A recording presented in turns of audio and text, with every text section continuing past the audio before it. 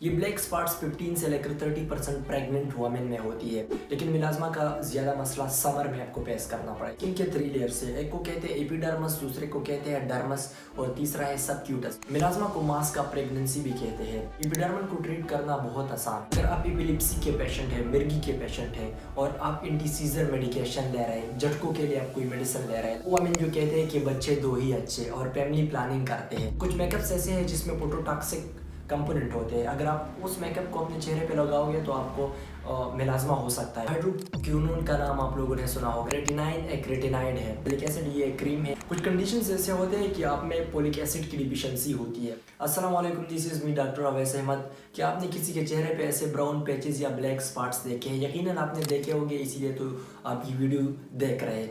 या तो आपने खुद इस चीज़ को अपने चेहरे पे ऑब्जर्व किया होगा या तो आप सफ़र करें इस चीज़ से। इसको ब्राउन पैचेस, ब्लैक स्पॉट्स या इन डर्मा लैंग्वेज मिलाज़मा कहते हैं। मिलाज़मा आखिरकार किस बला का नाम है? मिलाज़मा हमें होता क्यों है? मिलाज़मा प्रेगनेंसी के दौरान क्यों आ जाता है वुमेन के फेसेस पे?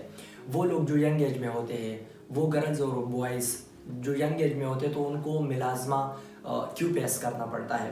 क्या ये मिलाज़मा एक डेंजरस कंडीशन है या ये हार्मलेस है? क्या मिलाज़मा का मतलब तो ये नहीं है कि मुझे कोई ख़तरनाक बीमारी है? क्या मिलाज़मा मुझे स्किन कैंसर की तरफ ले जा सकती है? मिलाज़मा का ट्रीटमेंट ऑप्शन क्या है? मैंने बहुत ज़्यादा ट्रीटमेंट की, लेकिन मुझे कोई होम रेमेडीज़ बताएं। इन सारी हकीकत को जानने के लिए आपने सिर्फ और सिर्फ एक काम करना है, और वो ये है कि वीडियो को आखिर तक देखना है और चैनल को सब्सक्राइब करना। तो चलिए एक नज़र डालते हैं कि लफ्ज़ मिलाज़मा का मतलब है क्या। लफ्ज़ मिलाज़मा का मतलब है ब्लैक स्पॉट्स। ये ब्लैक स्पॉट्स आपके गालों पे, आपके नोज़ पे और आपके फोरहेड पे आ सकते हैं। इसके अलावा आपके पूरे चेहरे पे बैक वक्त भी ये ब्लैक स्पॉट्स आ सकते हैं। चेहरे के अलावा और भी ऑर्गन्स हैं जिस पे ये ब्लैक स्पॉट्स आप देख सकते हैं। ये ब्लैक स्पॉट्स 15 से लेकर 30% प्रेग्नेंट वुमेन में होती है और उनके हुस्न को चैलेंज करती है। सिर्फ ये नहीं, यंग एज जिसमें एक बंदे के लिए सबसे जो ज़्यादा चीज़ मैटर करती है वो उसका हुस्न होता है, तो यंग एज में ये बहुत ज़्यादा लोगों के हुस्न को भी चैलेंज करता है। मिलाज़मा किन लोगों में ज़्यादा होता है? तो मिलाज़मा ये फेमिनिस्ट है, इसकी ज़्यादा टेंडेंसी वुमेन की तरफ है। 90% वुमेन इससे सफ़र करती है और सिर्फ 10% बॉयज़ मिलाज़मा की वजह से सफ़र करते हैं। मिलाज़मा एक और डिस्क्रिमिनेशन भी करती है, ब्लैक एंड वाइट डिस्क्रिमिनेशन। मिलाज़मा जो पेयर स्किन वाले लोग होते हैं, जो वाइट लोग होते हैं, उनको कुछ नहीं कहता, और जो ब्लैक या ब्राउन कलर वाले होते हैं तो उन बेचारों को मिलाज़मा सफ़र कर। मिलाज़मा विंटर में नहीं होता क्योंकि विंटर में सन एक्सपोजर इतना नहीं होता। अगर होता है तो सन रेजेस इतने स्ट्रांग नहीं होते, सन की रेडिएशन उतनी स्ट्रांग नहीं होती। लेकिन मिलाज़मा का ज़्यादा मसला समर में आपको फेस करना पड़ेगा, गर्मियों के मौसम में, क्योंकि अगर आपका मामूली भी सन एक्सपोजर हो तो उतने स्ट्रांग रेडिएशन होगे जो आपको मिलाज़मा की तरफ ले जा सकते हैं। मिलाज़मा के पीछे आखिरकार कहानी है क्या? हमारे स्किन के 3 लेयर्स है, एक को कहते हैं एपिडर्मस, दूसरे को कहते हैं डर्मस और तीसरा है सबक्यूटस। जो सबसे ऊपर वाला स्किन लेयर होता है इसको कहते हैं एपिडर्मस। एपिडर्मस में स्पेशल सेल्स होते हैं जिसको कहते हैं मेलेनोसाइट्स। मेलेनोसाइट्स का काम ये होता है कि ये स्पेशल कलर पिगमेंट प्रोड्यूस करता है, डार्क कलर पिगमेंट, जिसको कहते हैं मेलानिन। मेलानिन का काम ये है कि ये हमारे बॉडी को कलर देता है, डार्क कलर। जो ब्लैक लोग होते हैं तो उनमें मेलानिन की प्रोडक्शन ज़्यादा होती है, इसी वजह से वो ब्लैक होते हैं। और जो वाइटिश लोग होते हैं तो उनमें मेलानिन की प्रोडक्शन कम होती है, इसी वजह से वो वाइट कलर वाले होते हैं। ये तो हो गई मेलानिन की नॉर्मल प्रोडक्शन।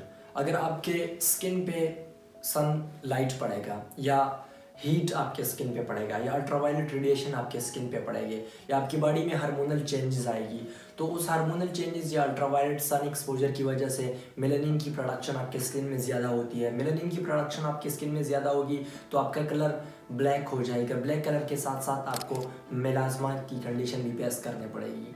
मिलाज़मा को मास्क ऑफ प्रेगनेंसी भी कहते हैं। इसको मास्क ऑफ प्रेगनेंसी इसलिए कहा जाता है कि प्रेगनेंसी के दौरान ये वुमेन के फेस पे ऐसे ब्लैक या ब्राउन मास्क बना देती है, जिसकी वजह से उसका पूरा हुस्न चैलेंज हो जाता है। तो इसके पीछे कहानी क्या है? जब एक वुमेन प्रेग्नेंट हो जाती है तो उसके बॉडी में 2 ऐसे केमिकल्स है जो ज़्यादा हो जाती है। एक है एस्ट्रोजन और दूसरा है प्रोजेस्टेरॉन। एस्ट्रोजन और प्रोजेस्टेरॉन दोनों हार्मोन है, ये दोनों ज़्यादा हो जाते हैं एक प्रेग्नेंट वुमेन के बॉडी में, जिसकी वजह से मैंने आपको इससे पहले बताया था कि हार्मोनल चेंजेस आएंगे तो उसकी वजह से आपके चेहरे पे मिलाज़मा आ सकती है। तो जब ये एस्ट्रोजन और प्रोजेस्टेरॉन वुमेन की बॉडी में ज़्यादा हो जाती है तो वो सिग्नल देती है मेलेनोसाइट्स को कि आप मेलानिन की प्रोडक्शन को ज़्यादा करें, तो मेलानिन की प्रोडक्शन को ज़्यादा करती है और उसी उसी वजह से उसके चेहरे पे मिलाज़मा बन जाती है। मिलाज़मा के मेनली 3 टाइप्स होते हैं, एक होता है एपिडर्मल, दूसरा होता है डर्मल और तीसरा है सबक्यूटस। जो एपिडर्मल होता है वो आपके स्किन की जो ऊपर वाला लेयर है सिर्फ और सिर्फ उस पर होगा। जो डर्मल होगा वो आपके एपिडर्मल के नीचे होगा। और जो तीसरा टाइप है वो है मिक्स्ड अप। एपिडर्मल को ट्रीट करना बहुत आसान होता है, वो आसानी से ख़त्म हो जाता है, लेकिन मसला डर्मल का होता है। जो डर्मस में होता है तो उसको ट्रीट करना बहुत मुश्किल होता है। और तीसरी जो टाइप है मिक्स्ड अप, तो वो सम एक्सटेंट आप उसको ट्रीट कर सकते हैं। एपिडर्मल आसानी से ट्रीट किया जा सकता है, डर्मल आप आसानी से ट्रीट नहीं कर सकते। और जो मिक्स्ड वाला होता है तो वो टू सम एक्सटेंट आप उसको ट्रीट कर सकते हैं। क्या ये मिलाज़मा परमानेंट कंडीशन होती है? कुछ लोग ऐसे होते हैं बेचारे जो पूरी लाइफ मिलाज़मा का शिकार होते हैं, और कुछ लोग तो ऐसे खुशनसीब होते हैं जो कि चंद मंथ्स के लिए मिलाज़मा का शिकार होते हैं और फिर मिलाज़मा ख़त्म हो जाती है। अगर कोई लड़का यंग एज में है, उसकी हार्मोनल लेवल ज़्यादा है, पीक पे है, तो उसकी वजह से उसकी मेलानिन की प्रोडक्शन ज़्यादा हो रही है, उसके चेहरे पे मिलाज़मा आ गई। जैसे ही उसकी उम्र ज़्यादा हो जाती है तो मिलाज़मा ख़त्म हो जाती है। अगर कोई वुमेन प्रेग्नेंट है तो प्रेगनेंसी के दौरान उसके चेहरे पे ये होगा। जैसे ही प्रेगनेंसी ख़त्म हो जाए तो मिलाज़मा भी ख़त्म। अगर कोई वुमेन ओरल कंट्रासेप्टिव ले रही है, उसमें 2 केमिकल्स होते हैं, प्रोजेस्टेरोन और एस्ट्रोजन, तो ओरल कंट्रासेप्टिव जब वो स्टॉप करेगी तो उसके चेहरे से मिलाज़मा ख़त्म होगी। तो मिलाज़मा परमानेंट भी हो सकती है और मिलाज़मा टेम्परेरी भी हो सकती है। ये कुछ महीनों के लिए भी आपके चेहरे पे हो सकती है और लाइफ लॉन्ग भी आपके चेहरे को सफ़र कर सकती है। मेरे ख्याल में जो सबसे इंटरेस्टिंग क्वेश्चन है और जिसके लिए आप ये वीडियो देख रहे हैं वो है मिलाज़मा आखिरकार होता क्यों है? मिलाज़मा के काजेस क्या है? मिलाज़मा के मेनली 2 काजेस होते हैं, एक है रेडिएशन और दूसरा मिलाज़मा का काज है हार्मोन। रेडिएशन में सन एक्सपोजर भी आता है, रेडिएशन में अल्ट्रावायलेट लाइट भी आ सकता है, अल्ट्रावायलेट रेजिस भी आ सकते हैं और इसमें हीट भी आ सकता है। हार्मोन्स में आपके प्रोजेस्टेरोन भी आ सकते हैं और एस्ट्रोजन भी आ सकते हैं, और वो मेडिसिन जो आपकी हार्मोनल लेवल को ज़्यादा कर सकती है तो वो भी हार्मोन्स में आ सकते हैं। लेकिन इसके साथ साथ कुछ मेडिसिन जैसे है, अगर वो आप ले रहे हैं तो आपके चेहरे पे मिलाज़मा आ सकती है। अगर आप एपिलेप्सी के पेशेंट हैं, मिर्गी के पेशेंट हैं और आप एंटी सीजर मेडिकेशन ले रहे हैं, झटकों के लिए आप कोई मेडिसिन ले रहे हैं, लाइक आप क्लोबाज़ेम ले रहे हैं, तो क्लोबाज़ेम यूज़ करोगे आप तो आपको मिलाज़मा की कंडीशन फेस करनी पड़ेगी। ये नॉर्मल है, आपने अपनी एंटी सीजर मेडिकेशन नहीं छोड़नी, मिलाज़मा को रहने दे। हुसन इतनी बात नहीं है, मेन चीज़ मेंटल हेल्थ है। मेंटल हेल्थ को कंप्रोमाइज़ ना करें अपने हुसन की वजह से। तो अगर आप एंटी सीजर मेडिकेशन ले रहे हैं और आपके चेहरे पे एपिलेप्सी के पेशेंट है, मिर्गी के, और आपके चेहरे पे मिलाज़मा है तो जाने दे, कोई बात नहीं, आपका हुसन चैलेंज हो जाए लेकिन मेंटल हेल्थ आपका चैलेंज ना हो जाए। सिर्फ और सिर्फ एंटी सीजर मेडिकेशन नहीं है, कुछ डायूरेटिक्स ऐसे हैं, अगर आप वो लेते हैं तो भी आपके चेहरे पे ऐसे ही मिलाज़मा आ सकती है। वो वमेन जो कहते हैं कि बच्चे 2 ही अच्छे और फैमिली प्लानिंग करते हैं, वो ओरल कंट्रासेप्टिव यूज़ करते हैं, यानी बर्थ कंट्रोल के लिए वो कुछ दवाइयाँ यूज़ करते हैं। बर्थ कंट्रोल की जो दवाइयाँ होती है उसमें प्रोजेस्टेरोन और एस्ट्रोजन की हार्मोन होती है। जब आप वो लेते हैं तो आपकी बॉडी में प्रोजेस्टेरोन और एस्ट्रोजन की अमाउंट ज़्यादा होती है। प्रोजेस्टेरोन और एस्ट्रोजन की अमाउंट ज़्यादा होगी तो ये मेलानोसाइट को सिग्नल करेगी कि आप मेलानिन की प्रोडक्शन ज़्यादा करें।